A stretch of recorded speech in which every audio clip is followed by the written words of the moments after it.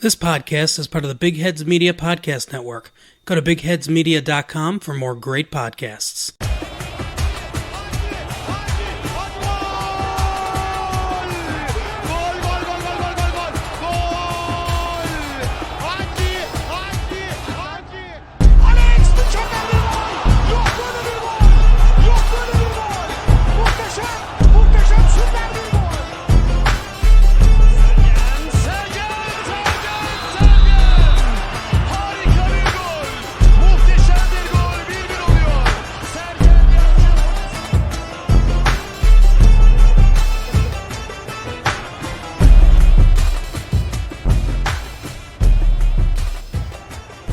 Hello, ladies and gentlemen.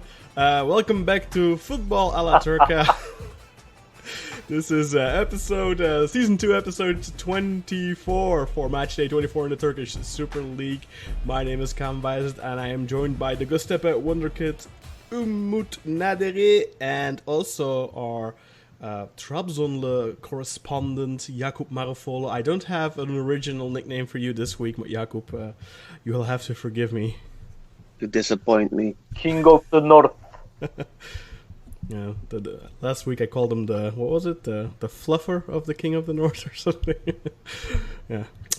Anyway, no Burak here this week. He was supposed to be here, but he had some emergency. Unfortunately, I don't think it's Corona, but you never know. And Özzer also couldn't make it this week, so it's just the three of us. We're a little later than usual. But we will do our best to provide you our very best content this week again. And we kind of ignored last week. We spoke about it briefly, guys, about Basaksehir in the Europa League. They had just lost 3-1 to Sporting, and we kind of glossed over it. I think I asked the question, are they going to pull another Mönchengladbach stunt out of their hat? And I think we all kind of thought, no, that's not going to happen. But guess what? They did. They most definitely did. Beating Sporting Clube de Portugal. It's not Sporting Lisbon, I was told once. You have to say Sporting Clube de Portugal. They beat them 4-1 in added time, though. It was 3-1 at full time, and then I believe a penalty in the 118th minute by Edin Visca made it 4-1. Great result, of course, for Turkish football. We desperately needed that after Beşiktaş, Galatasaray, Trabzonspor, and who was the other team? Of course, Malatyaspor going out in the qualifiers. So the three other clubs really disappointed this year, or the four other clubs, I should say. Although I think Malatya had a good run in the qualifiers, but they were just a little bit unlucky. But Beşiktaş, Galatasaray, and Trabzonspor especially, those three disappointed. But Basaksehir got out of the groups. In a very tough group with AS Roma, and Borussia Mönchengladbach, of course, and now they progress to the round of 16, where they'll face Copenhagen. Guys, what did you think of the performance of Basaksehir? Jakub, let's start with you. Well, I think we all have to give some of the Basaksehir fans, I don't know if there is a lot, some explanation that we also just seem to gloss over their performance every time because we're pretty much all fans of the big four teams. But you have to give Okan Buruk props because he once again proves that he is actually a really good trainer. And the team is a team not to be underestimated. They seem to they have really great players in Visca, in Mahmut Tekdemir. I just forgot their forward's name. Dembaba, Enzo Crivelli. They are a pretty scary team. They just they flew under the radar for a long time because they are known as a government team and not having a lot of fans, but they play wonderful football. That they have shown for a couple of years now, but they're just unbelievable. And I hope that finally, now that we do, watch the games and give them a lot more props for it, they just keep going. We need some teams in Europe this year, and I hope they just keep on going the way they do. Yeah, and they're finally building up their coefficient, Umut, so that also bodes well for next season, perhaps, if they have to play qualifiers again. They're doing well in the league right now, so they are almost certainly going to go into Europe, at least into qualifiers again next season. They're up against Copenhagen in the round of 16. That is, of course, a team that managed to knock out Celtic. Yeah, that's not an easy match, but I do think in regards to who is left in the tournament, definitely a favorable draw, a match that they, well, a matchup that they could win. I'm not saying they have to, obviously. I think it's a realistic opponent for them to beat, but obviously they could go out against them as well. Copenhagen didn't come here by chance. Well, after a manager like Abdullah Avcı, who sends his C team to these European competitions and doesn't even care about winning there or scoring there, Okan Buruk is the man who knows these European games have worth and really crucial games, as he experienced the best of them. You know, he was a member of that team who lifted the UEFA Cup and the Super Cup back in the day, and right now he is going to Copenhagen, where he lifted the UEFA Cup back in 2000, and I believe he'll have his goosebumps when he arrived there, because even when I see the stadium, Copenhagen Parken Stadium, it brings back too many memories. Even though I haven't seen it live, but I watched it time and time again. It's a really important history for Turkish football, and I think Okan Buruk will do his best in order to qualify from this stage. Yeah, definitely. And let's pause a little bit and reflect a little bit on this performance against Sporting, because it's a match in which they went 2-0 up. I believe in the first half they just scored. Alexic scored a magnificent free kick just before halftime, making it 2-0. Then there was a phase in the match where Vieto from Sporting really should have gotten sent off, but was allowed to remain on the pitch. And of course, he is the one that ends up scoring the goal for Sporting, which at that point saw them virtually through. But then in added time, Edin Visca, who had really played a pretty poor match thus far in the game, curled it in from the edge of the area. Fantastic strike to make it 3-1, sending them into additional time. And then, of course, in the 118th minute, the same Vieto, who should have gotten sent off in this match before he ever got the scoring, committed the penalty foul, and there out Edin Visca converted again. At the time, I was really kind of distraught, because Dembaba was actually on the pitch and Visca still stepped up to take that penalty. And Visca is a decent penalty taker, but he has missed his share of crucial penalties over the last couple of years, including, I believe, one against Olympiacos in the Champions League qualifiers this season. Yeah, really, when you have Dembaba on the pitch, he did end up scoring, of course, Visca, but I think Dembaba should be taking those penalties. What do you guys think about that? I mean, I think it was in the heat of the moment. You know, every other player, deals with it in a different way. I remember back when the Netherlands were playing, I think in the Euros, that no player wanted to, do the penalties, and you just need to have a player that is confident in himself. And even though Dembaba might be a better penalty kicker at those moments, like there are only 2 minutes to go, you just need someone with the balls and with the confidence in himself to kick it. So as long as it's done with in coordinates with the manager, I don't think it's a big issue to have a player like that take it. What do you think, Umut? Well, I think Edin Visca is the right man, because I think he is the leader of the team, and we can simply call him the Basaksehir ambassador. You know, he is there since the club was called Belediyespor, İstanbul Büyükşehir Belediyespor, since I think 2011 maybe. So it's been like 10 years he has been there. So I think he is pretty much the leader of the team, and I think he's the captain right now. Yeah. Mm-hmm. So pretty much it's a good choice on their part because I think he is confident enough to take it, and he did score, and it's a pretty good achievement for them. All right, well, let's head over to the Super League matches. Congratulations, of course, to Basaksehir, and a big thank you to Basaksehir this season for finally salvaging some coefficient points. Although I do think they owed Turkish football quite a bit after their embarrassments over the last couple of seasons in Europe, especially in the Europa League, where in the Champions League qualifiers, of course, they had a good run against Sevilla. They did really well against Brugge, but then, like it was already said, Abdullah Avcı didn't seem to care much about the Europa League, almost as if it was beneath him and Basaksehir, or just, was beneath their priority. And an interesting tweet from Turkish football, they said that Abdullah Avcı's coaching license should be revoked because of all the damage he's done to the Turkish coefficient over the last couple of years. That's maybe a little extreme, I think, but yeah. He definitely did sacrifice Europe in favor of the league.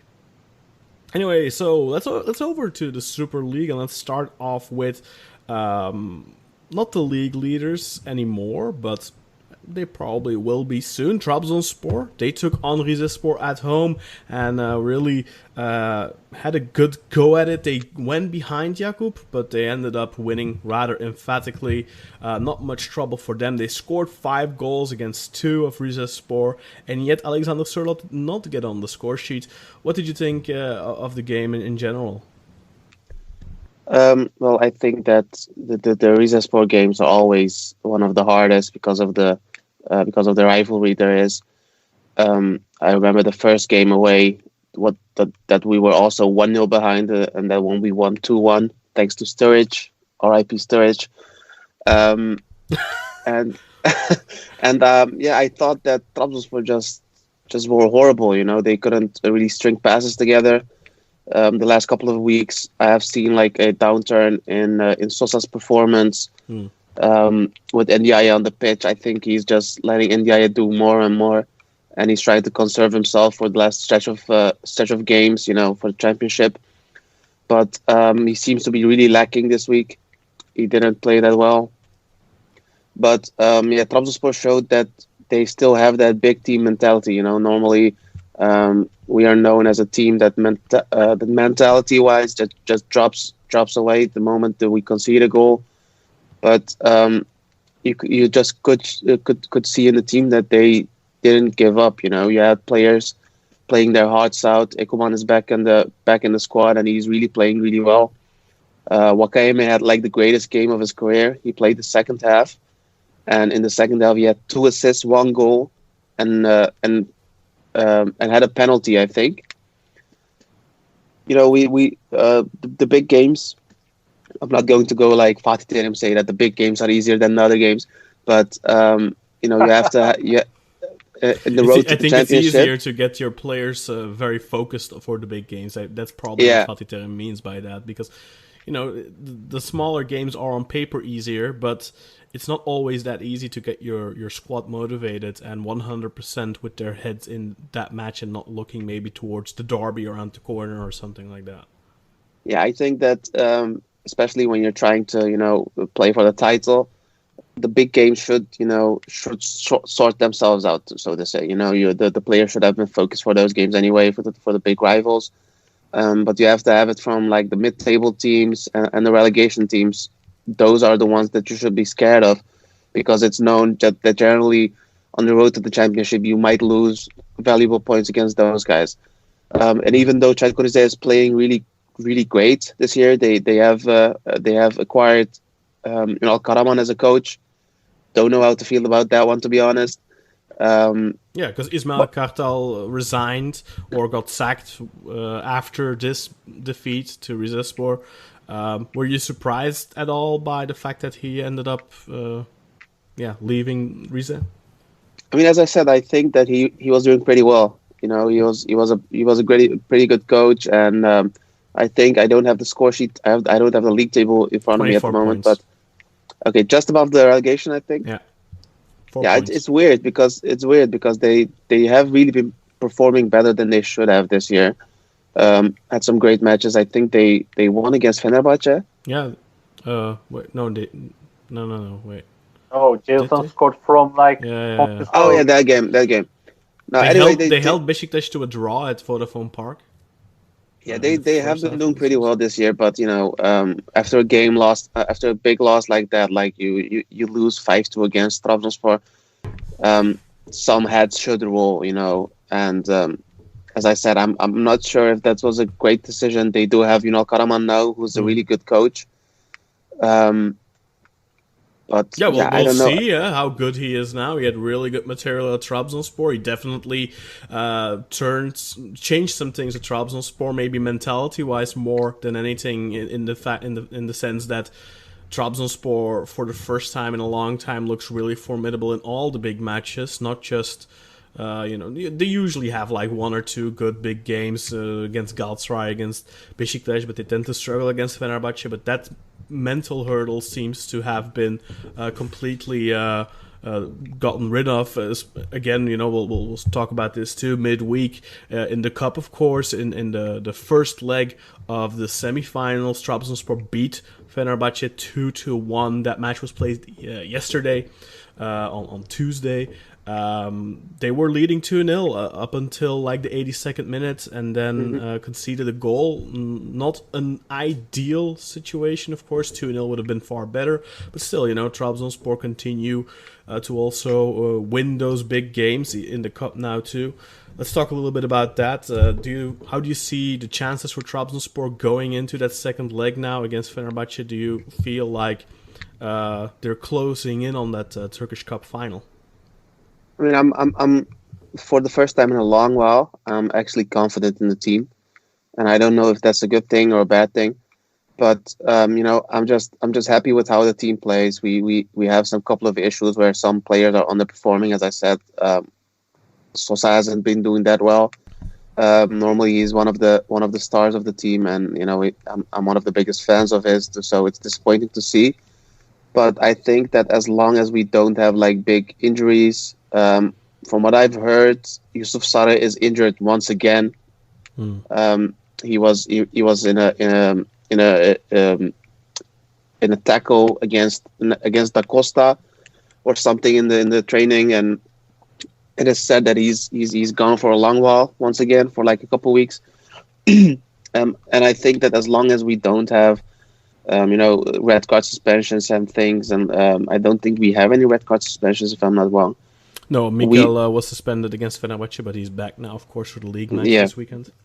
So I think we should be doing well. You have Ekuban coming back stronger than he is. The second goal, he had a wonderful run, and he gave a wonderful pass to Novak.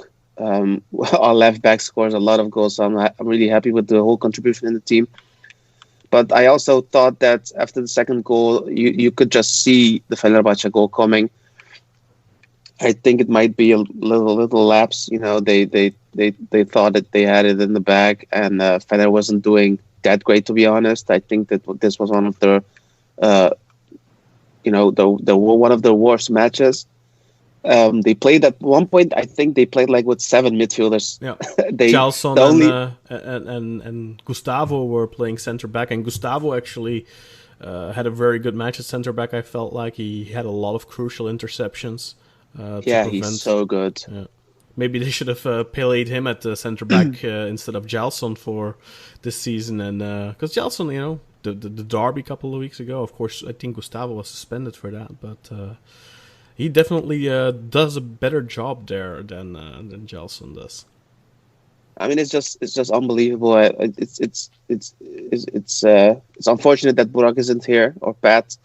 But it's just really unbelievable how a big team like Fenerbahce just has been playing players out of position for like what seems like the whole season now, and you could see it in the way they play, in the mistakes the defenders make, that they just aren't used to playing in those positions. And against Trabzonspor, you could see that because outside of Luis Gustavo, I really didn't see anything that I liked of Fenerbahce. Normally, I'm a big fan of Kruse, but Kruse didn't get the ball at all. Ozan Tufan did something, I guess. Tolgay was pretty okay, but it was a lot of unsurety. I don't know what the best word to use here is, but they seemed like really wonky in the midfield, pretty much overall the team. And you could see it. Enusiano has played his last game, which is really weird. He was fired in the weekend, but still played, still managed the team. And I'm wondering what the board is going to do at Fener, what they're going to do next year, but they just can't keep going like this. Yeah, let's talk about that quickly, because Fenerbahce, of course, over the weekend played in the league against Antalyaspor, and they played to a 2-2 draw there. And of course, after that match, Ersun Yanal resigned or was fired. We never really know in Turkey, what the deal is, but I'm sure he'll get a severance package. But he was still on the bench, of course, midweek against Trabzonspor. That was also, I believe, it was announced on Monday morning that Yanal will be leaving the team after the Trabzonspor match. So it's going to be curious to see who comes in as his replacement.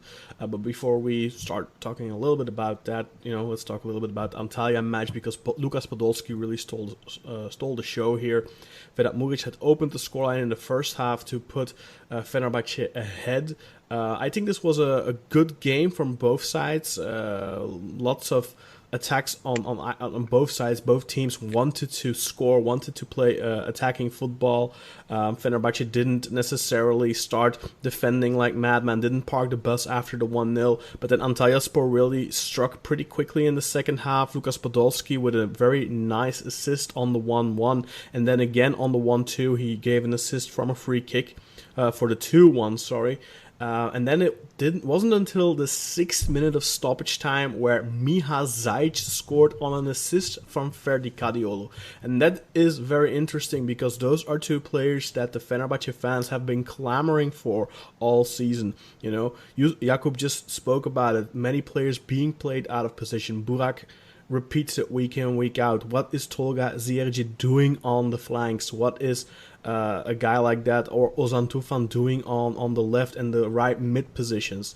And then, of course, when you have guys like Miha Zajic, like Ferdi Kadiolu, who, granted, neither of them are wingers per se, they're more attacking midfielders, but Zajic is somebody that came in from Empoli with high expectations. He has had good matches for sure, but he's just gotten a very limited amount of opportunities from Ersun Yanal. The same could be said from Ferdi Kadiolu. He really didn't get any opportunities in the beginning of the season. Then I believe he scored an important goal or something, and suddenly it was impossible for Yanal to keep ignoring him, and he got a little bit more opportunities, mostly from the bench. But that's a kid. How old is Ferdi now? 19, 20 years old. He's a huge talent. He does show his ability. I think when he gets an opportunity, you don't see a kid on the pitch. You see already a good quality footballer that has a lot of potential to become better.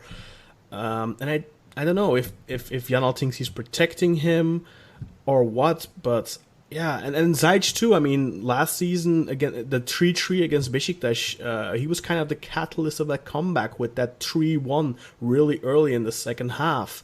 And Zajic has come up with a couple of clutch goals for Fenerbahce since in his short time at the club, and those two players continue to get ignored, and that's one of the big criticisms on Yanal. And it's a little ironic that those two players combined right at the end there to salvage a point for them.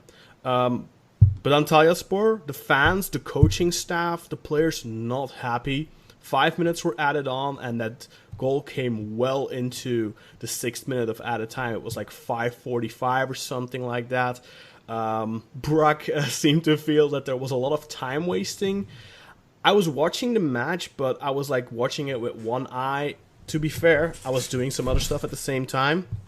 And I have to be honest, I don't feel like you can properly judge if there was a lot of excessive time wasting. But usually you notice when there is I didn't notice any injuries being faked, goal kicks taking 40-45 seconds to be taken, stuff like that. Did either of you watch the game live? Because obviously that's something you can't really gather from a highlight reel. I watched when I saw. Let me say it like this: the reason or the choice that I make to watch a game is dependent on how bad Burak is, going off in the group chat. So when I saw him flipping his shit, I thought like, okay, so I think he was Fener's mainly playing right flipping his shit about Podolski playing. Yeah, so well. and it was to be expected. But when I heard it, I was like, let me just take a look at the game. Yeah. And I'm pretty like-minded as you. I didn't think there was a big issue that warranted the extra minutes. But I also don't think that it was the Antalyaspor players or the Fener players were laying down a lot or doing stuff like that. It does feel a little like, just keep playing until Fenerbahce scores or until whatever team scores. But I don't think it was a big issue in this game. What did you think, Umut? Was there too much time wasting that warranted that extra minute on top of the 5 that were already played? I don't remember, I don't recall it. Yeah, and that's the thing for me too. I don't really remember any time wasting. There's always going to be a little bit of time wasting. They're always going to steal a couple of seconds here and there when you're in the lead. That's normal. That every team does that, and matches still get ended at 94 when there's 4 minutes added, or 95 when there's 95. Well, I was really frustrated when we were playing versus Alanya. The Marafona wasted some time, but that was he's the cup. very famous for that. yeah. But that was the cup, not the league. Yeah, I didn't notice that. The difference is, of course, when you like me, you're just watching through one eye. This was an away game, obviously.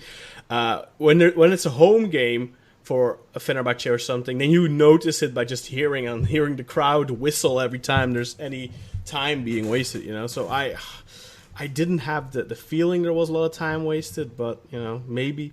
But the thing as well is the goal came right after a clearance. But the problem with that clearance was it was intercepted 10-15 meters in front of the halfway line. So I think what most refs do, if that last ball gets blasted over the halfway line, they usually just blow their whistle to end the game. But because it was intercepted still on Antalyaspor's side of the pitch, he allowed that last ball to get pumped into the box, and of course, obviously, that it ended up being the equalizer. I completely understand Antalyaspor's frustration of, when you concede in the 96th minute when 5 were added on. It's always painful, but it's not like a friend of mine sent me a screenshot the other day of Benfica who had 8 minutes added on, and it was already the 100 minutes when they were still playing. So they had 8 minutes already added on at 1-1.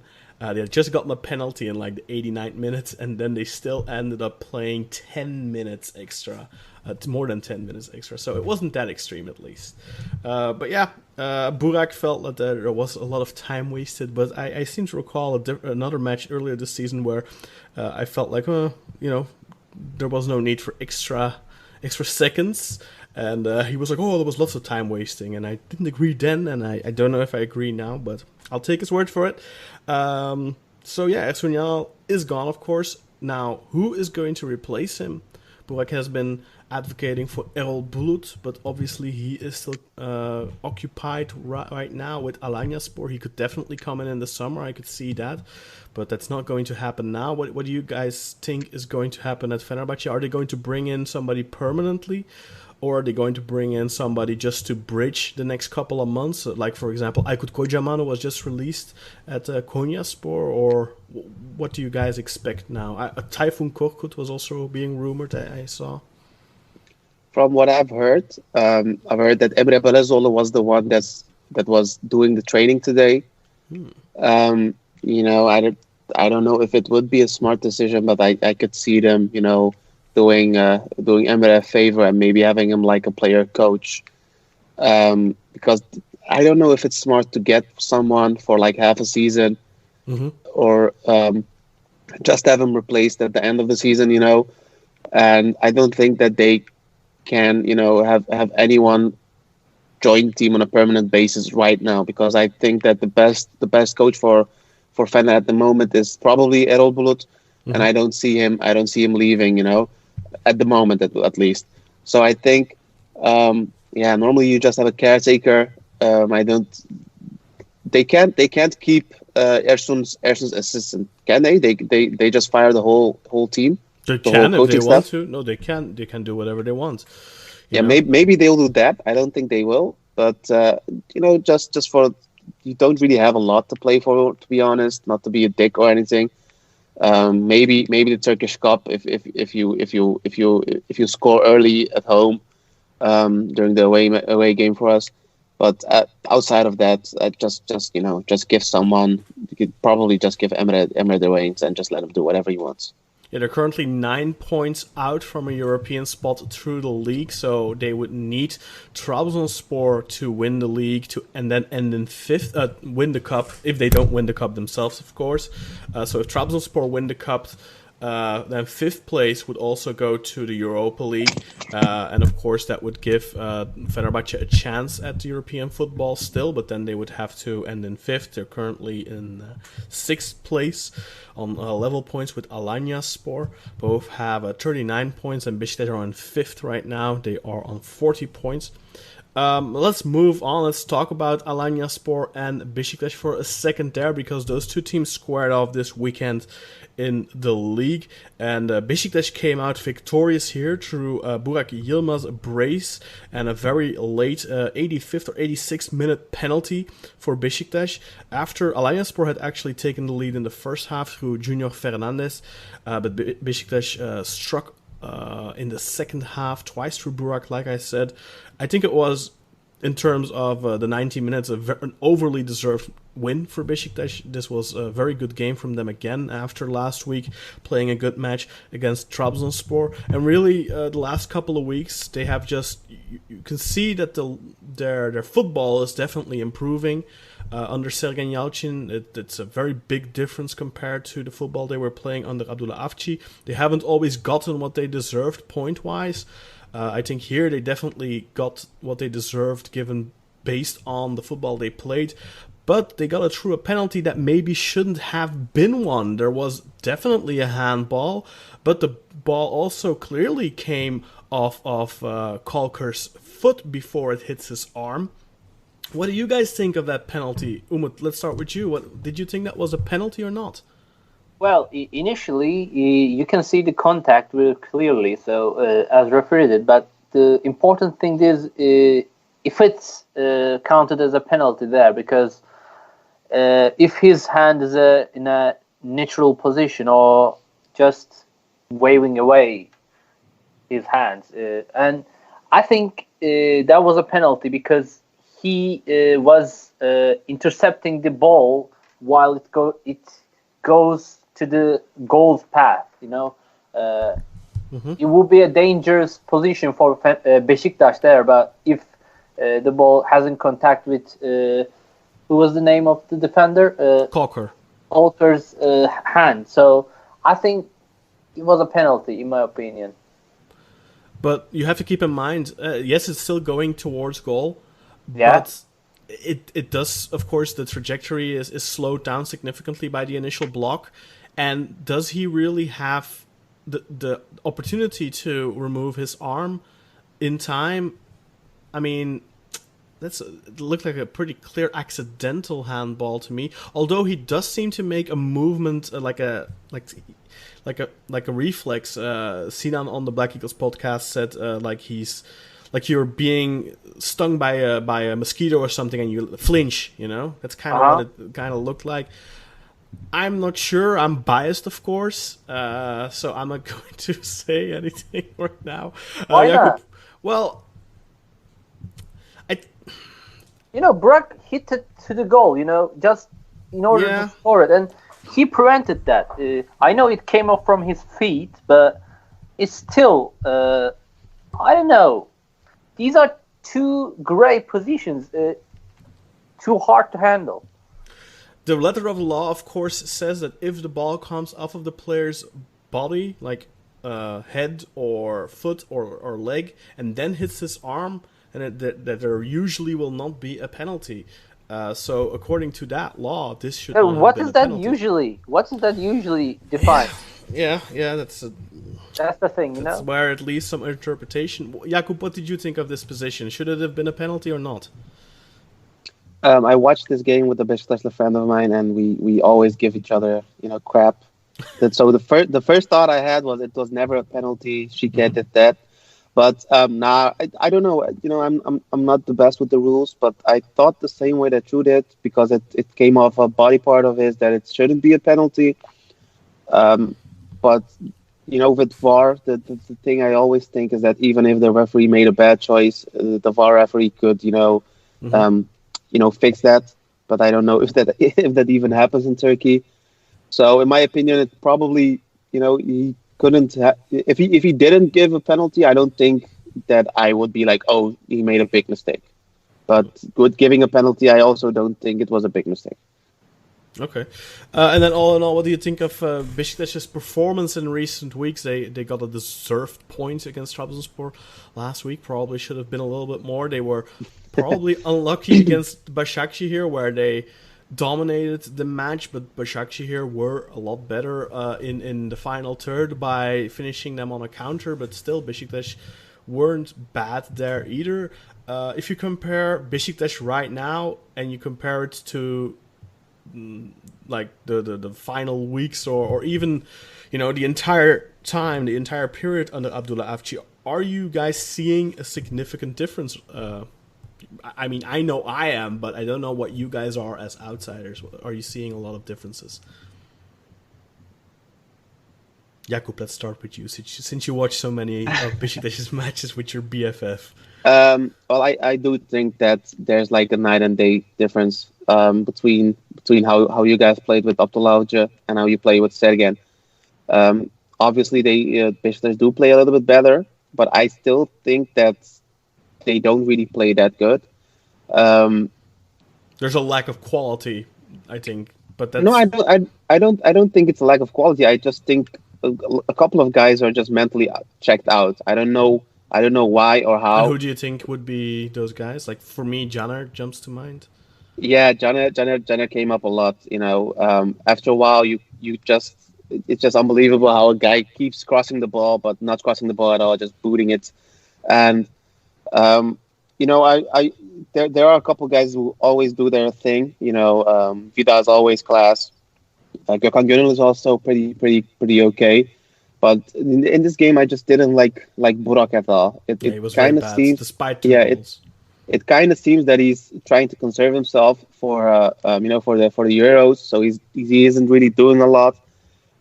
He could get away with it if he still had the pace that he had a couple years back, but he just doesn't, and he seems kind of like a liability in the attack. Because what I always hated about Burak when he was playing for us and Gosford and whatever team is that when stuff doesn't go his way, he's like a little child, and you can see it in his face. And he's your captain, isn't he? Yeah. And it's so fucking annoying to see a captain, behave that way. Even though he scored two goals, it's still I still didn't think that he had his best game. And I think that the individual qualities are there, but in my opinion, what I think is the big issue at the moment is that they don't really have a lot to play for. They are out of the cup. How many points are you guys behind us 8. or Basaksehir? 8. So the difference can still be made, but it's. I don't know. It doesn't seem like the play. It's a huge gap. Besiktas needs Trabzonspor to win the cup if they hope to go to Europe. Realistically, I think, or Basaksehir, Galatasaray, Trabzonspor, Sivasspor need to seriously falter and start losing a lot of matches. I mean, if I was in Sergen's position, I know that this game was a pretty difficult one. I would have put Umut Nayir in pretty much like 60th minute or something, because I was getting so frustrated with Burak. And you You can't say that, but then he scores twice. no. That's his thing. He's a dick. He's annoying, but he scores, and that's what makes him such a good striker. But he just sucks up the whole attack. And Nkudu, did Nkudu play? Yeah, he was good in this game. Yeah, I did like him because he's a really fast player. He's a really agile player, and he always passes his man. But then the end product doesn't come because you have Slowpoke in the as a forward. Yeah, it's just an unfortunate situation for Besiktas fans. I think that you guys have a lot to do in the transfer period. Because just keep playing with Caner as a left back, and I think a lot of Besiktas fans are going to have gray hair or just lose all their hair in the following year. What about you, Umut? Are you seeing a lot of changes between Abdullah Avci's Besiktas and Sergen's Besiktas? Well, I can say that Abdullah Avci's Besiktas was quite boring in the attacking phase because it was kind of slow. He loved to build up attacks, but Sergen has a mind of more straight into going to goals. So he uses his wingers as regular wingers who dribble past, fast-paced, and Besiktas are also going more through the center now. I felt like under Avci, they were relying ridiculous. It was almost like under Güneş the last 2 seasons where every ball was going to Quaresma and then he would just pump it in the box. And the same thing was under Avci with Caner. He was just pumping the ball in the box constantly, where the center of the pitch seemed to be completely ignored. And now we're seeing a lot more from the center of the pitch. The equalizer, for example, also comes from a setup from the middle through Tyler Boyd playing it into El Neni, who then gets the assist across to Burak. Yeah, but as I say every time, you can say that if Besiktas had a better conversion rate in front of goal, and we say that because Besiktas actually gets pretty much plenty of chances during games, but he can't convert because Burak is not as clinical as he's used to be. So we see him having chances in front of goal, but you just can't simply put it into the net. It just and we also see Nkudu and Diaby getting chances, but they're also having tough time scoring. So it isn't because Besiktas is a bad team, is in a shape, but the end product is not there yet. But I think being patient, and it will come to Besiktas at the end. Yeah. Let's move over to Galatasaray then. Galatasaray beat Gençlerbirliği rather easily at home. They took an early lead through Ryan Donk. Galatasaray have now won all their matches in 2020 in the league.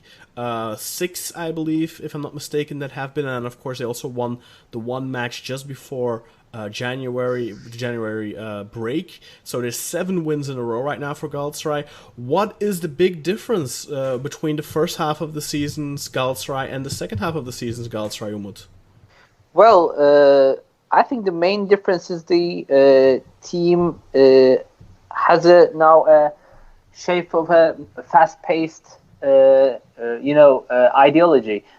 We have Henry Onyekuru right now, and on the other side, I think because of Linus's arrival, as he's registered to the team line again, so that maybe pressured Mariano to the edge, and he's been performing really well, and he, I think, made his 6th assist in the league, and all 5 of them came in the second half of the season.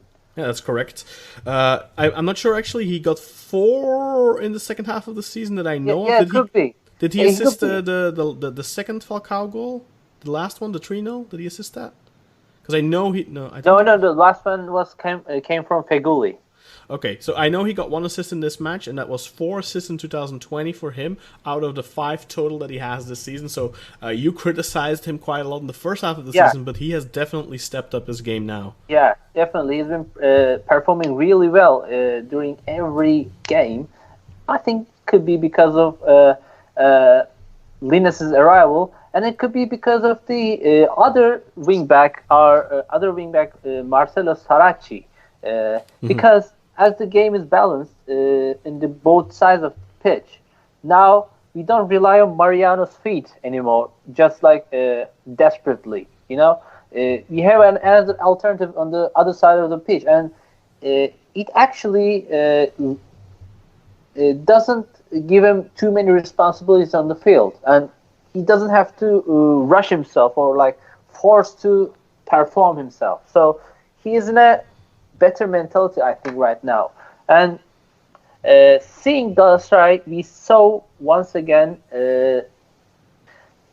Terim started with Radamel Falcao instead of Adem Büyük. I have no clue about that, why he insists on playing Falcao. Maybe he's trying. Scoring now. He is scoring, but these are easy games. Also, Adem deserved it better. As he was performing consistently. So I think he deserves a little bit chance after these games. He's been scoring and scoring after, and he saved a lot of matches as well. Last week I said it was okay. It was a high tension game. It's a derby, and long years of not winning there. So Fenerbahçe unbeaten in Sarajevo. So you can see the reason behind it. Falcao, who has many years of experience in these kind of games throughout his career, many times.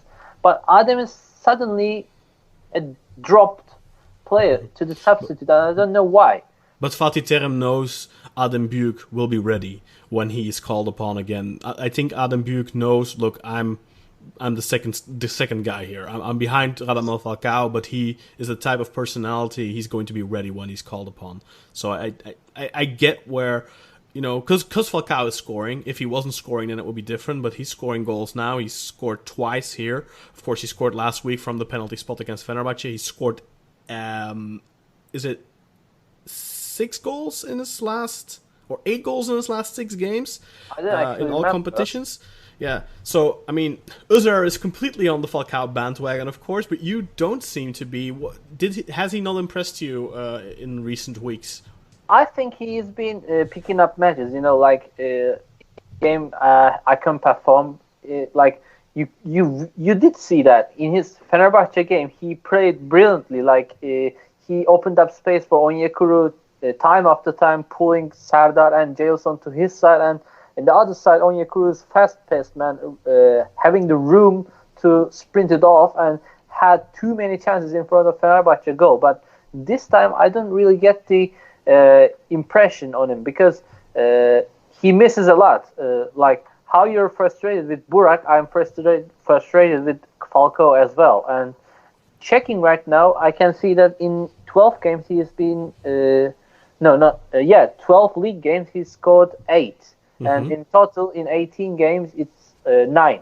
So, missing a lot. I can say Adem Büyük could have scored them with ease, because there's one position where the goal was open as an empty net, and he struggled to finish it. And many of his goals have been tap-ins, I think. And penalties. I don't know if he has a lot of penalties, maybe 2 or so. I don't think he has that many penalties. Like, of course, obviously last week, and I think he has at least 1 more. But I don't think he's not a penalty merchant. He's not like scoring half of his goals from the penalty spot like Burak is, for example, right now. Yeah, but I'm not gonna criticize his tap-ins, because he's a great off-the-ball player. He knows where to run, and you can't criticize it. Yeah. No, you still have to score it. I mean, a tap-in is just as valuable as any other goal. But he's not scoring the Sørloth type of goals where, like the Sørloth equalizer against Fenerbahçe, for example, which really reminded me of Mario Gomez's equalizer against Galatasaray when Sneijder had punished Günay's blunder at the back, and then Gomez immediately got Beşiktaş back in the match through a fantastic individual effort on the edge of the area. And Sørloth has some of those goals really this season where he has really put the team on his back and brought them back into games, or scored a very crucial goal early. And that's something that we see. I actually posted a stat on Twitter earlier today where I'm not looking at the total goals necessarily. I'm looking at the total first goals. So, from the 19 goals that Sørloth has scored this season, 10 of those have been the opener of a match, which we all know the opening goal is usually the hardest goal. Once you get that first goal, then it can snowball. Then you can get 2, you can get 3, you get 4. If you're a good team, then you can build on that. But the first goal is usually the difficult one, especially against tough defensive units. For example, a Rizespor who like to organize well, make it difficult, and defend. Those first goals are very important, and therefore it's an interesting statistic. And so it's obviously the leading goal scorer both in total goals, but also in the first goal stat, which he has 10 in. And quickly just taking a quick look at the total list, because like I said, I have it up on Twitter, on my personal Twitter account, and it's a rather interesting list. So in second place we have Cisse, who also is second in the top scorer standing with 16 goals, but he has 7 openers. Then we have Bogdan Stanku from Gençlerbirliğ also with 7. That's also very important for a team that has been fighting relegation. They're in a good position right now, but those 7 goals definitely went a long way for them to get points. Burak Yilmaz, from his 10 total goals, he also has 7 openers. Adis Jahovic has 6 from 13. Crivelli has 5 from 9. Dembaba has 5 from 8. And Edin Visca has 5 from 8. So, the 3 top scorers for Basaksehir all have 5 openers throughout the season in between the 3 of them. So that's also quite impressive, I would say. Then Vedat Muric, who has been good for Fenerbahce this season, of course. He has 13 goals already, but he only has 4 openers. And Mustafa Yatabare, who has been the main man for Sivasspor up front, he only has 4 openers as well from his 11 goals. But a very interesting statistic I thought was Anthony Nwakaeme. Somebody is making some noise, by the way. Anthony Nwakaeme, he has 9 goals this season for Trabzonspor, but he has not a single opening goal this season. I thought that was very curious, and I had to go back to the number 35 player in the top scorer standings, with his Dalma Campos from Alanyaspor, who has 4 goals this season, and he also doesn't have a single opener. But that's so 30 from the 34 players in the top scorer rankings. Nwakaeme is the only one who hasn't scored a single opener.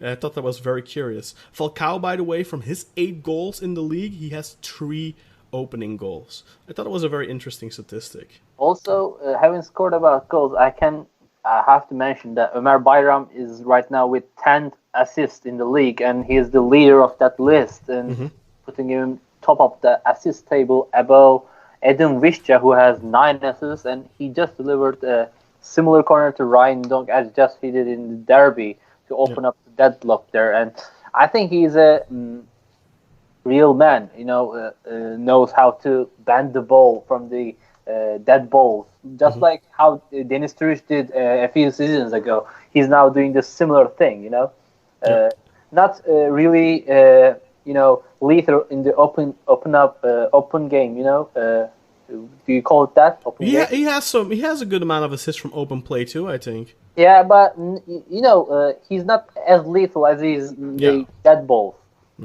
But you also need to keep in mind Ömer Bayram has only gotten into the team like halfway through the first half of the season. So he missed a bunch of matches early on in the season where he wasn't even playing and he wasn't taking set pieces. Because I remember in the beginning of the season, Belhanda was taking a lot of the set pieces, which I think which was frustrating. Yeah, exactly, for you guys it was. But let's move over then. Unless you have anything left to add, Umut, we can move on to the league. We can say that Fleur Andone has returned to the field, and he got into the game in the last 10 minutes as he's coming from an injury, a long-term injury. He was injured from his knee. I think it was a twisted knee, and I've seen his Twitter posts as he's working in the gym to return stronger. And he had a really serious chance after his coming, but he was quite unlucky there. And Gençlerbirliği keeper Nordfeldt denied him with a great save. But Andone looked pretty weak and fragile during the duels against his defenders. But I hope he'll get his recovery right, and he'll be as stronger as he was. Yeah, and Nordfeldt, of course, had a good match again, and he has been playing very well since coming in the January transfer window for against Sterberli. Let's move over to the current league leaders, which are Basaksehir, because they won their match against Gaziantep. Not really that much to say. Pretty straightforward win for them at home against Gaziantep. 3-1 it was there. So coming off their really good period midweek, their glorious win against Sporting. Now they also get a good win in the bag against Gaziantep. But that's the type of match that you always expect Basaksehir at home to be winning right now, I think, in the form they are in. Ankaragücü, Sivasspor, by the way, that one ended 0-3, but there was a little bit more controversy here due to a red card that was received by Ankaragücü. I thought it was very curious, though, because before the red card, I really felt like Sivasspor were the better side, were having the better opportunities, more dangerous attacks. But as soon as Ankaragücü got that red card, it seemed to kind of have lit a fire under their asses a little bit, and they really went full throttle and had some good opportunities to score. But then Sivasspor in the second half, I believe they scored on a corner through Hakan Arslan, their captain, of course, and maybe they stole it a little bit against the run of play, at least that 1-0 definitely, and then they ended up scoring 2 more, of course, one from not directly from a penalty. Mert Hakan Yandaş had his penalty saved initially, but then scored a rebound, and then Yatabari added one in added time to make it 3-0. But what did you guys think of that red card for Ankaragücü? It was a double booking, double yellow. I know our faithful listener Nadim, Ankaragücü Escocha on Twitter, wasn't happy about that. Fatih Aksoy, on loan from Beşiktaş, kind of smeared his opponent there with his second yellow. Did you guys think that was warranted?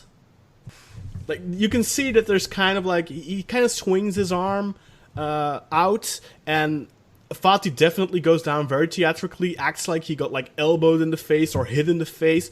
I don't think every time I see this kind of position where the hand doesn't even contact to the face, but to the neck or like to the shoulder, they always fall apart, like handling their face, holding their face, covering their face, like crying like a baby. What the fuck is this? You know, what are we watching?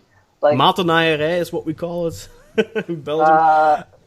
Like, just be a man. Like, I watched rugby there before the derby when I was in the pub, and these guys are being tackled by 8 different people at the same time, and they don't even cry. But that's the sport, huh? That's what rugby is. This isn't rugby.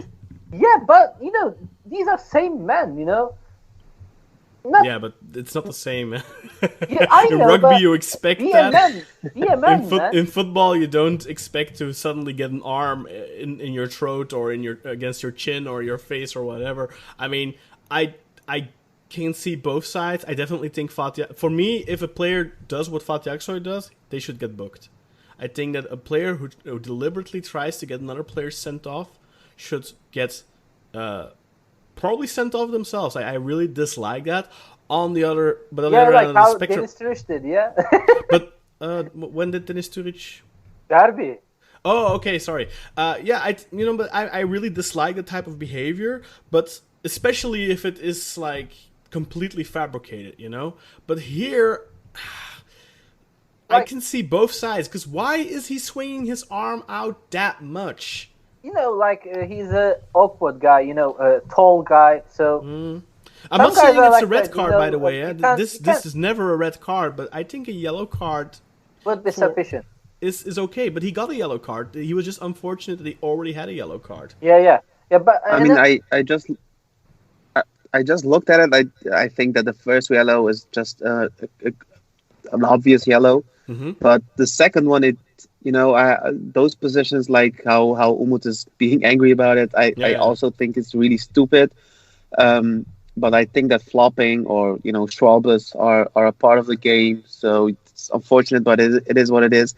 But I just, in my opinion, I think the same way as you do.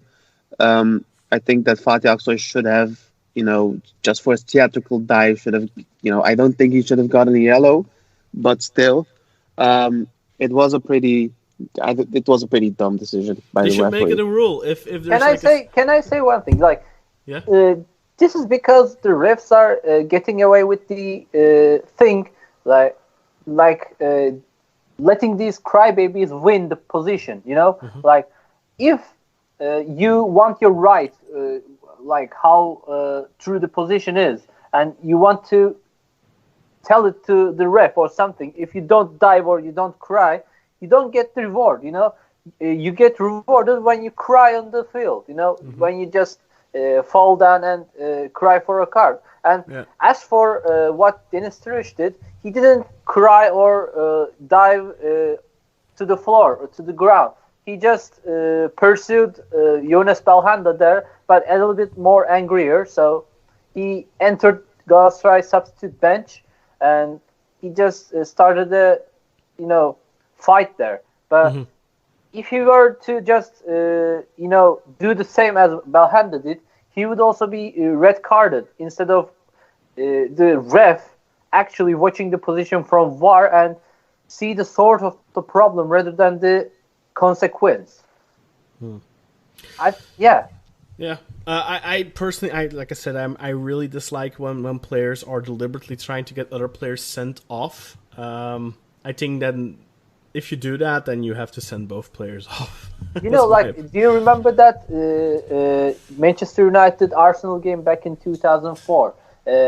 Van Nistelrooy and Patrick Vieira had an argument, and as Patrick Vieira didn't even contact Van Nistelrooy when he was on the ground, he tried to kick him, but it didn't even make contact, and Van Nistelrooy just escaped from the area as he's been kicked or like. But that's like let's say a guy pulls a gun on you and he shoots and he misses. Should he not go to jail? No. This is football. Like I give an example from rugby, and you disagreed with me. If you try to punch someone or you try to kick someone and you miss because you're an idiot, then you still deserve to get a red card. But in that particular position, Van Nistelrooy acted like he got hit, but he didn't get hit. But still, that's that. Yeah, that's a deserved red card anyway. Yeah, like in this position, Ankara Gücü won. Yeah, but he's not hitting him or anything. This is not like an aggressive movement. This is just a guy he wants to just screen the ball, protect the ball in his hands, and his elbow just unfortunately come to his neck or shoulder, but not to his face. I know that face is a that danger zone. Any move comes to face should be red carded in any way. But if it's like you can see it the position from the reviews, so I think there should be a difference.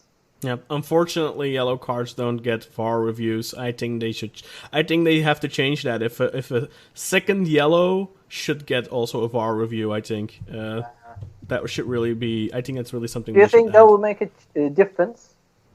I think that would make a difference, because how often have we seen a second yellow that is probably not worthy of a yellow card, and then the player gets sent off? And I kind of feel like referees can still if a ref really wants to sabotage a match, like they can't really send off a guy without warrant, direct red, but they can give a second yellow and just nothing that VAR can do about it if they wanted to. I'm not saying that that's the case, but anyway. So quickly, one point I want to point out to Basaksehir. We were talking a lot about Enzo Crivelli, and I know I'm jumping around a little bit now, but back to the Basaksehir match for a second here. We spoke a lot about Enzo Crivelli at the beginning in the first half of the season. We spoke about Sørloth, Muric, and Crivelli at the time.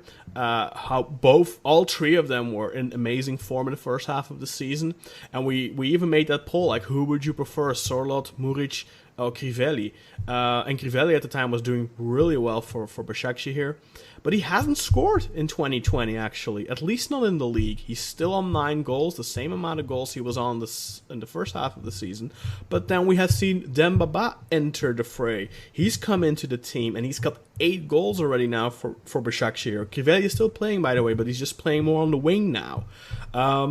Yeah, it's interesting to see how they shifted that, and how Dembaba is being very important right now for the team. And I think he's not just contributing through his goals, but he's also linking up really well. He's laying off the ball, holding up the ball, providing it for Edin Visca to start a promising attack and stuff like that. So it's very interesting to see that right now. And also harkening back to my point earlier, where both Crivelli, all three, Crivelli, Visca, and Dembaba, have 5 opening goals. I think that's interesting as well, for sure. And that definitely deserves a little bit of credit from Okamburg, because he deliberately went away from a striker that did really well in the first half of the season, but he decided to put Dembaba in there because he services his needs more, and then he shifted Enzo Crivelli to a different role.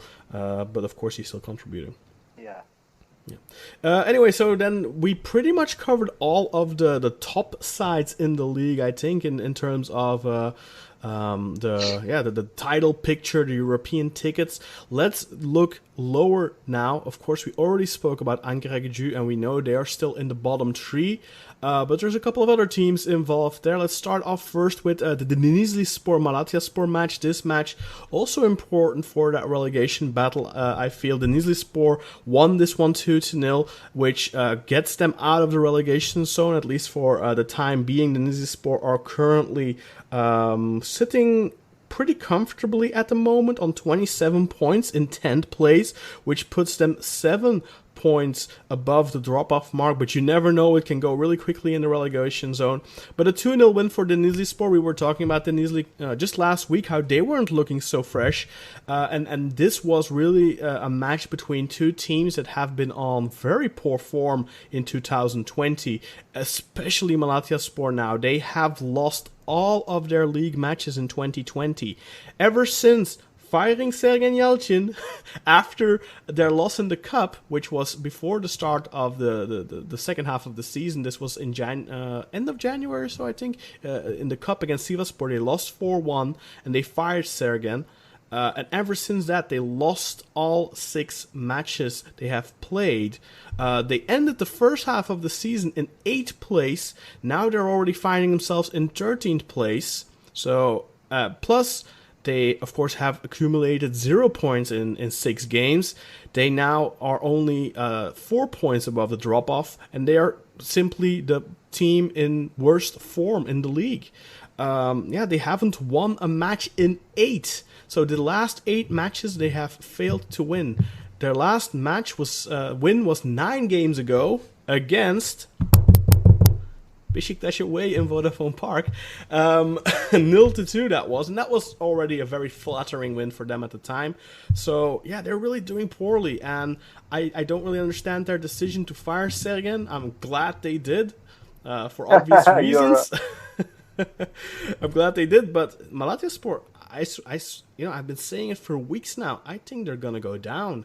They have 4 points now that they can still breed with a little bit, but the way they are playing at the moment, things are looking very grim for them. Denizlispor, with that win, they now have breathing room. I think that should put them in relative safety now, but yeah, Malatyaspor, everyone else is picking up points. Ankaragücü is picking up points. Kayserispor is picking up a lot of points. And Konyaspor, yeah, they're picking up some points too. So Malatya, the only one who are picking up a single point. What do you guys think? Is it time to pull the alarm bell? But what can they do? They lost Guilherme. I think it's because Kemal Özdeş, I didn't see him making any difference in his teams. Other than Kasımpaşa, which is an Istanbul team with a great financial situation and not even a pressure, because they don't have any fans. They're more or less like Basaksehir, but more of an history team compared to them. But even then, I think after Sergen and his charisma, his influence in the team, Kemal Özdeş couldn't make any difference and any influence in that team group after Sergen's departure, because Sergen is a man whose history is beyond reach, and he has done it all, and he's been through all, and he also has the characteristic to influence all the players, because he's already the man. You know what I mean? He's the influence in the point. So Kemal Özdeş is not like that. He's like a winger, wingman there, like so, like the second man. And I don't think he'll ever reach the charisma that Sergen put there and influence the players under his command. So I think the team is doing pretty bad under his command right now. Yeah, I honestly, I think I said this last at the end or preview of the season. I expected Malatyaspor to struggle, but that was based more on the fact that they had to play European qualifiers and stuff like that. And we've seen in the past with, for example, Karabükspor and Konyaspor, that when you have to do when you have that European schedule for teams like that, it can mean some struggle. But they had a good first half of the season, and I was very surprised, pleasantly surprised by Malatyaspor. But two key factors in their performance, of course, were Guilherme and Jahovic, and both of them were let go or allowed to leave, whatever you will, during the January transfer window. Guilherme going to Trabzonspor, Jahovic going to Antalyaspor, who were at the time in the relegation zone, but now they have climbed to safety. But that definitely has cost them as well. You know, they let go of Sergen, but they also let go their two most important offensive players. And yeah, it's just costing them dearly right now. I think they may have sold off their future in the Super League for 700,000 euros, which is what they got for Jahovic. The hard situation. I mean, if you look at the squad, I have the top scorers of this season in front of me. You have Jahovic at number 1. He is gone. Bifuma's number 2 with 6 goals. He is injured. Guilherme is third with 5 goals. He is gone. So you know you the top three guys you are supposed to be dependent on just don't score or are injured or left the club, you know. And if you take a look at at how they did before they sacked Sergen, when did they exactly sack Sergen in the winter break? They sacked him right after the cup loss against Sivasspor 4-1. Oh, so that was in January. Yeah, so he was still on the bench for the last league match in 2019, which ended 1-1. Yeah, because if you look at the first half of the season, they won against Basaksehir, they lost against us, they drew against Galatasaray, and they drew against Fenerbahce, and they won 2-0 against Besiktas. So they actually, the games that they should have probably lost, they actually didn't do that bad. Mm-hmm. But after Sergen was sacked and Kemal Özdeş came in, didn't he? Yeah. It just went to shit, and now they yesterday signed Hikmet Karaman, which once again enforces my thought that there are actually like 4 trainers in the league that just like Turkish coaching carousel. I have to say something. There should be a limitation about how these teams are sacking their managers in the same season. You know, like. Yeah. They are like going all around. Like, what are they doing? You just fire one manager and the other team just signs him. Like, what happened to? I'm talking about what happened to Bülent. What was the name? Bülent Uygun. Yeah, Bülent Uygun. So like, horrible coach. What are you doing? Yeah, I'm thinking the same. Yeah. Well, he wins here. No, man. Does he though? And also Bülent Korkmaz. Bülent Korkmaz, I think, is a horrible manager. No disrespect to his footballer career, but he's a horrible manager because if right now Konyaspor relegates, it will be the 4th team he relegated. Like that's a good segue because Konyaspor also had a very important match in the relegation battle. They played a direct rival, Kasim Pasha, and for some reason I am really in the mood for Karpuz right now. I don't know what that is. But Konyaspor played against Kasim Pasha, and that was a very important match for both teams. That match ended in a scoreless draw. which really doesn't help either side, really. Kasımpaşa with that have 20 points now. Konyaspor have 22, so they're 2 points above the drop-off. Bülent Korkmaz has been in charge for 3 matches at the moment, I think, at Konya, and I believe they got 2 points. But they really, but they should be really picking up more, and it doesn't really help either side. And Ömer Ali Şahiner is something that jumps out to me every week when I watch the matches or I watch the highlights. He's always one of the players that jumps out because he gets in positions and stuff like that. But that was a guy that 2 seasons or so ago, or even I think like a year ago, we were talking about him maybe. Meaningful, yeah. Yeah, but we were talking about him possibly going to Fenerbahce and stuff like that. When I remember talking to Burak, I think I talked to Burak about it, like when Aykut went back to Fenerbahce, he and I were talking about, well, should he take Ömer Ali Şahiner with him perhaps? Because Ömer Ali Şahiner was really a hot commodity at the time, a very good Turkish player, and it just seems like he has missed his window right now, where he has just decided to stay loyal to Konyaspor. But I don't know how old he is now, like 27 or something probably. He probably missed that opportunity for him to go to a bigger club, and potentially now he's looking at a relegation with Konyaspor. And in part that will maybe be his fault, because he had a couple of really big opportunities in this match that he really should have put in the way. And he didn't, of course. Yeah, Konya definitely one of those teams also that just aren't on a good form trajectory. Malatyaspor are the worst by far, but Konyaspor, you can still see a lot of life in Konyaspor though. Like they, in this match as well, and I seem to recall last week or so too, like they really want to win. They're putting in all the effort, but they're just not getting it done, unfortunately. I think at some point it'll probably start clicking for them. I know I've said I think they are definitely a candidate for relegation, but I think Malatyaspor is going to go down at the moment. That's how it's looking. And one of those bottom 3, probably Ankaragücü, but at the rate it's going, Kayserispor picking up a lot of points too, because they beat Göztepe this week, and that gives them 8 points out of their last 4 matches, so 8 out of 12 possible points, and they have 9 points in 21 since the January transfer window, since the second half of the season started. So, no, that's not right. But they still have 9 in 21, so they have, I guess, 9 and 18 or whatever. But they're doing really well, Kayserispor, unexpectedly, because they looked, from all the teams at the bottom of the table, they looked the most dead in the water.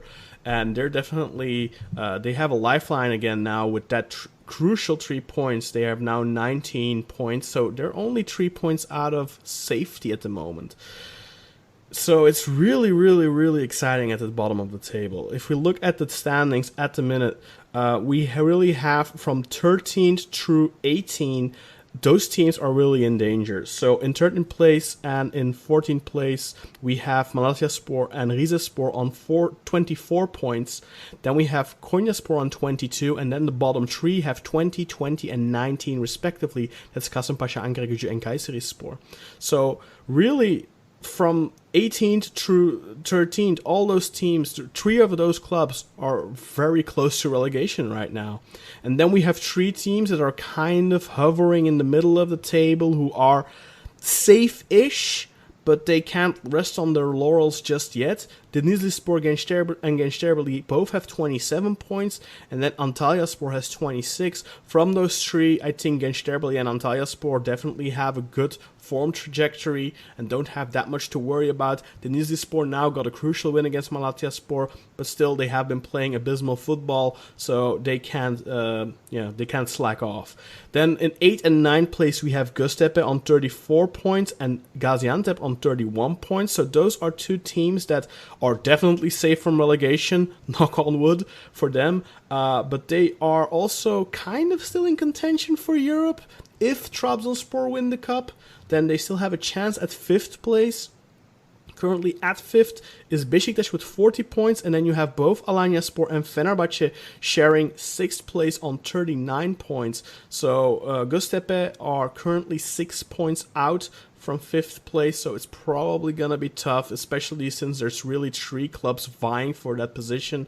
It's probably gonna be Beşiktaş, Alanyaspor, or Fenerbahçe who will be clinching 5th place if the top 4 doesn't change, of course. At the top of the table right now, Basaksehir with 49 points, Trabzonspor, Galatasaray and Sivasspor all in 2nd place with 48 points, but Trabzonspor still have that match in hand against Malatyaspor in Malatya, and of course, given the way Malatyaspor have been playing in 2020, you would think that King Sørloth will bag in a couple of goals there and bring the 3 points home, but you never know. It's football, of course.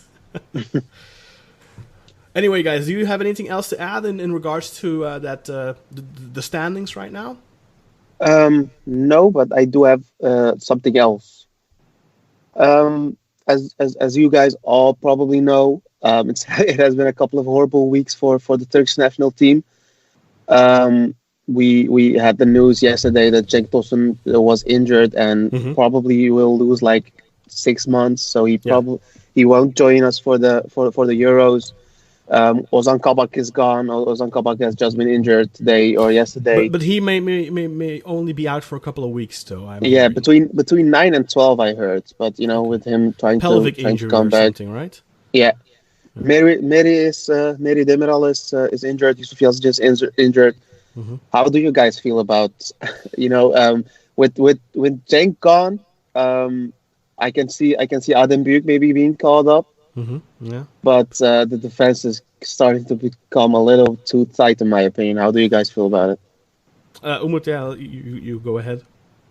Well, it's a tough situation, but I can say we still have Serdar Aziz in the defense. I know he's not top notch, but still having Çağlar Söyüncü there as the leader of the defense. It's really sad to see Merih Demiral and Ozan Kabak. We still have Kaan Ayhan too, and he's played a lot of matches for us at central defense and did really well. So. Yeah, he's really good there too. But Merih Demiral and Ozan Kabak missing their first ever international competition. Merih will probably be fit though. I don't think so, man. He might not be match fit, but I think he'll be in the squad. I think he's gonna get called up and he's going to the Euros. Yeah. Also, losing Cenk Tosun is a big issue as well. I don't know. Şenol Güneş will rely on Burak once again, but it's a little bit more risky. And I think, as Jakub said, Adem Büyük probably will be the option there, as he's doing really great for the Galatasaray. And he's on his form right now. So yeah, who else do we have except for Enes? Yeah, that's the issue. I think time to call up Umut Bulut. No. Umut, how is Umut Bozok doing in France right now? He had a good. They say he's a good player, but I don't think he's like more of a player than Mevlut is.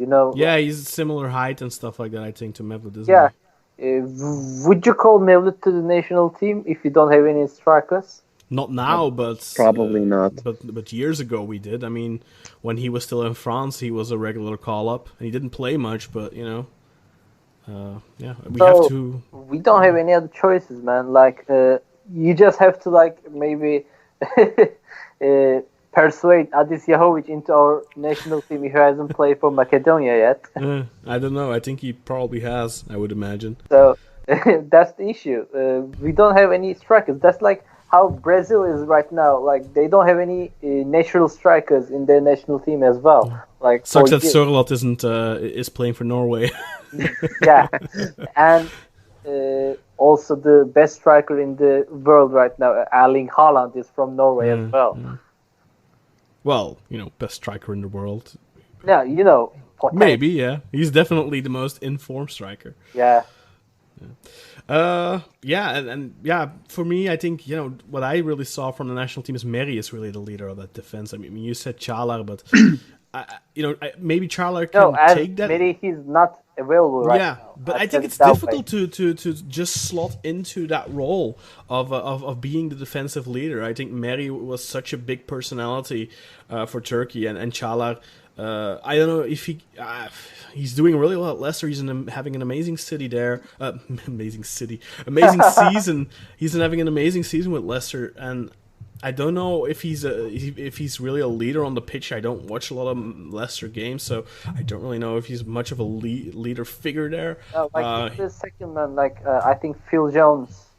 Was it Phil Jones or Evans? I always mix them both.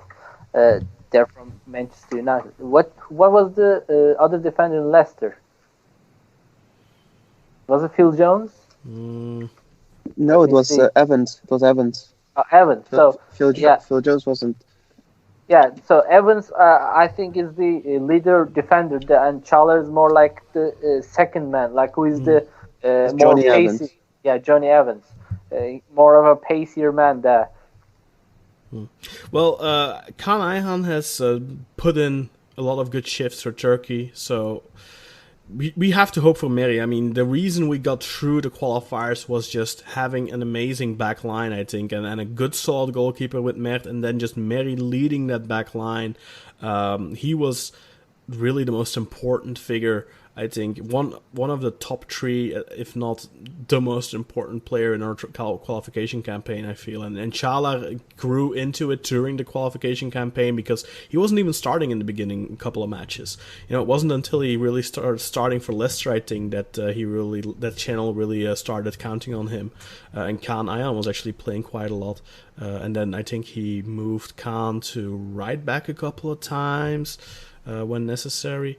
But definitely Ayhan as well scored a crucial goal during the against France. Yeah. And against France, and then he scored twice against France, didn't he? Didn't he score in the home game too? The 2-0, wasn't that Kai Hanan as well? Yeah. As far as I'm remembering. Yeah, it was Cengiz opening the score. I think it was Kaan scoring the 2-0. Might be mistaken. Might have been Meri, but I'm not sure. Anyway, Turkey being hit by a lot of injuries, and it's a shame because this is really an exciting generation, and also I think it's also good for Turkish football if we have a good Euros, because it also shows, look, we don't need that damn foreigner restriction, because all these guys, the reason why the Turkish national team is successful right now is because these talented players are moving from the Super League or even the TFF First Division to Europe. These aren't all German Turks or Dutch Turks or French Turks or whatever. These are Turkish Turks, the real thing, like Umut, like the Gustav Wonderkid. Not like myself and Jakub. These are the real thing, real Turk. They don't eat pig and they don't like that again. Yeah. Anyway, I think this national team, this generation, we all have to hope they do well, because I think it stops the people who for some reason want to bring a foreigner limitation back. I don't know why, because of their managerial earnings. Yeah, but no, but the big people pushing for it are politicians. They are pushing for it, and the funny thing is, Turkish football is an enormous economical crisis, especially the big clubs, and they want to bring that rule back so we can start paying 6 and 7 million again for Ozan Tufan, and Tarık Çamdal. Yeah.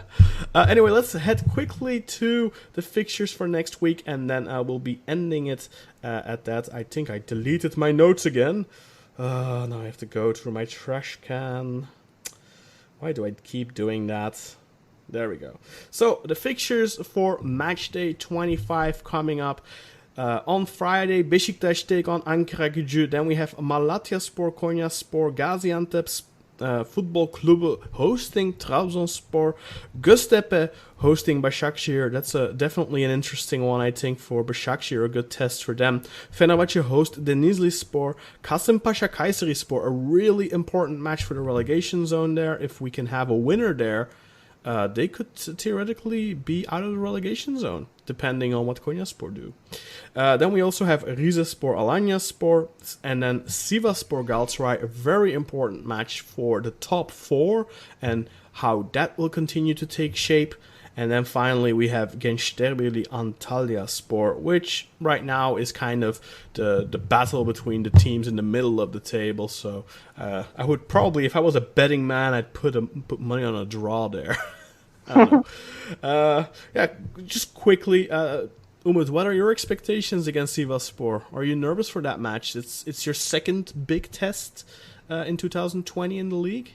Yeah, definitely. I'm pretty much, stressed about it because Sivas is a team that can surprise and do whatever is unexpected during the game, and they have really threatening players. I know Emre Kılınç is injured and he is unable. I think he won't. He played this weekend, so I think he should. Yeah, he played. He got yellow carded, so he should be back unless he is suspended, which I don't think he is. Yeah. But he's back. Yeah, it will be a harsh game for Galatasaray, and will be a great test for Fatih Terim as well. And I hope Galatasaray will get 3 points there, and that will be a really, really important 3 points for the championship. That is a very important match for the championship, undoubtedly, especially for Galatasaray. And also, I think for Sivasspor, I don't know how you guys see it. I don't think they have... I mean, they point-wise, they definitely still have a shot, but I don't know. I think they kind of lost their mojo a little bit. For them, it's mainly about the European spots right now, I think. So for them, it's a very important match in that regard. But for Galatasaray, if they continue to win, they're snowballing, right now. Like, it's a little snowball that started at the top of the mountain and it keeps rolling and it's becoming bigger and bigger and bigger as long as they keep winning. So for Trabzonspor, very interesting match. This is Jakub, for you. I think you're probably hoping on what would you prefer here, a draw or a Sivasspor win or a Galatasaray? Yeah, I don't know. As a Trabzonspor fan, I mean, the funny thing is, before this game, you already have news online regarding Galatasaray. Emre Kılınç and Hakan Yandaş. Yeah. Galatasaray already signing a pre-contract with Emre Kılınç and Mert Hakan. As Galatasaray used to do. Because that's Galatasaray. That's Galatasaray's way of winning difficult games. It is recurring. It is. To point that out. I think it's an ordered news. How that's possible. It's possible. Yeah, they are doing it. They're doing it every time when it happens to be a big game. Like Galatasaray signing this, they're doing a pre-contract with this and doing this. But then it usually ends up happening as well, yeah. doesn't it? No. But we'll see. In the summer we should put a pin in this, and then in the summer, if they both end up going to Galatasaray, and they curious like Emre hasn't been playing too well the last couple of weeks, but if Mert Hakan Yandaş suddenly has a massive stinker, then there is a little bit of smell in the air, I think. Follow the tapes. No, but in all seriousness, I have a feeling that it's going to be like a horrible game to watch for some reason. I don't think it's going to be a fun game to watch. It might go like two ways. Either it's like the most boring draw there is, or there are unbelievable amounts of goals, like at least 3 goals. But as a Trabzonspor fan, the best thing I think could happen is a draw. But with the form that Galatasaray is in, I do see them winning this. So I hope I'm wrong. If I was a Trabzonspor fan, I think I'd be hoping for a Sivasspor win, to be quite frankly, because like you said, the form Galatasaray are in, they need a stick in the wheel, because Galatasaray heading into the final stretch with this amount of confidence, we saw it last season. They for the entire season they played like shit, but then suddenly they get in that zone and then they start winning everything, and they've won literally everything in 2020 so far in the league. So if I was a Trabzonspor guy, I'd be hoping for a Sivasspor win, I think. I mean, they play against you guys next week, the week after. Yeah, but it's in Turk Telecom, so they'll probably get a goal straight from a throw-in. Oh my That should have been for us. Okay, and then like I said, really big match in the relegation zone. But those matches, like we saw this week as well, they usually end 0-0. Kasımpaşa Kayserispor, the two, one on 20, one on 19 points. Kayserispor, the team in form out of the two. Kasımpaşa not playing great, but also not dead yet. What do you guys think of that? Logical scoreless draw, or you expect someone to win? Probably a draw. What do you think, Umut? I don't know, man. These are. I think it will be a draw too, like Jakub. Well, you know what I'm gonna do? I'm gonna make it fun. I'm gonna make a little betting coupon here.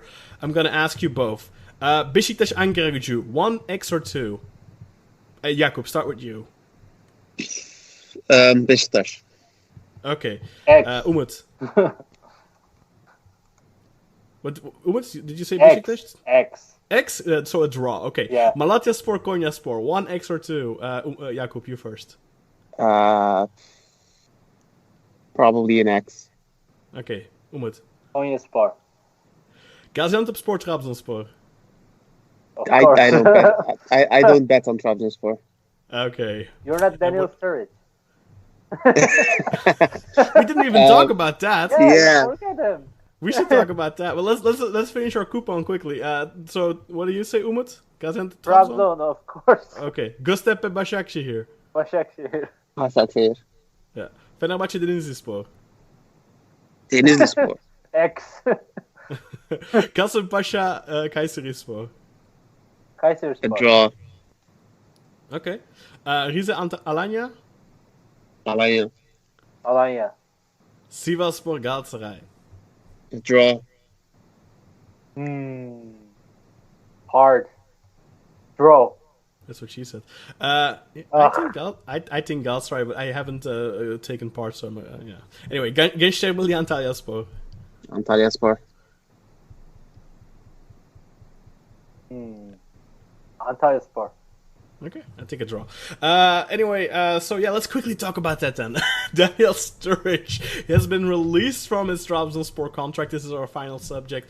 And first, I think we all kind of thought, like, what's this? Why is it happening now? But then the news started coming out, I think in The Guardian and stuff, that apparently he has been suspended for, 4 months? Yeah. 4 months of any football because of something that happened back in 2018. Of course, in England, it's allowed to bet on transfers, and supposedly he told his brother that he's probably going to go to Sevilla, and that was treated as like insider trading, insider information. So, he got suspended for that and stuff like that. Kind of crazy. But Sturridge put out a very classy video where he said that, look, I came to a mutual understanding with Trabzonspor to terminate my contract. I'm not going to take any more money from the club when I'm not able to play, which is very classy of him. And then he also, he said something that I found curious, is that, look, the FA have looked into it and stuff, and my brother never placed a bet or anything. So, such a weird situation. Plus, why should a player not be allowed to tell their family about their future? This is ridiculous. And he also said, look, I don't think it should be possible for players for people to bet on transfers. Yeah. I think it's very unfair what's happening here. From the information I have, obviously I haven't looked into it closely, but seems a very unfair situation here for I mean, it's. I do think that you should be fined for insider trading. I wouldn't call this inside trading, but still. Yeah. But supposedly there was like a message that he wrote to his uncle or something, telling him that I'm going to Sevilla. Bet this much money on it. If I don't go there, I'll refund you. Something like that. And it's just so unbelievably dumb from a player that earned a crap ton of wages in just in give England. Him the money then. Yeah, no, but outside of that, why even bet? When you earn like he was supposedly earning 2.5 million with Trabzonspor. No, 1.5 million with 2 million signing bonus each year. So you are already earning around 3.5 million euros. Why would you do this? And before he came to Trabzonspor, he was probably earning something around that. Yeah, 4 or for 5 million Liverpool. pounds probably. Yeah. Yeah. Maybe So he it's got just in a- unbelievable. He got in a Gökdeniz inside of him.